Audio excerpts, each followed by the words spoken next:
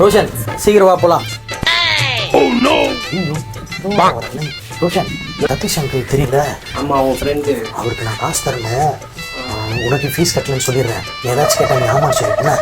அப்படியா? சரிப்பா நான் சொல்றேன். நான் ஜோசா வெளில கிளம்பிட்டியா? வா சதீஷ், எப்படி இருக்க? எல்லாரும் இடம் காசு எடுத்து வை. சதீஷ் பையனுக்கு 2 நாளா ஃபீஸ் கட்டல, ஸ்கூல்லேருந்து நிற்க வச்சுட்டாங்க. பாவம் பையன் அழுதுட்டான்.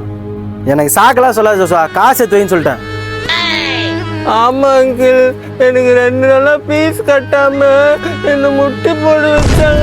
முட்டில ரத்தம் வந்துச்சு. எங்க அப்பா ரொம்ப கஷ்டப்பட்டு எல்லாத்தையும் காசு வாங்கி தான் எனக்கு ஃபீஸ் கட்டுறாங்க. சும்மா தான் ஒன்றும் இல்லை என்ன. சரி அழல. என்ன ஜோசுவா எதுனா தான் என்கிட்ட சொல்ல மாட்டியா? அதான் நான் இருக்கேன்ல. குழந்தை வந்துட பார்த்து கஷ்டமாச்சு. சரி நான் வரேன். அப்பா பாத்தீங்களா, ஏமாந்துட்டார் அங்கிள்.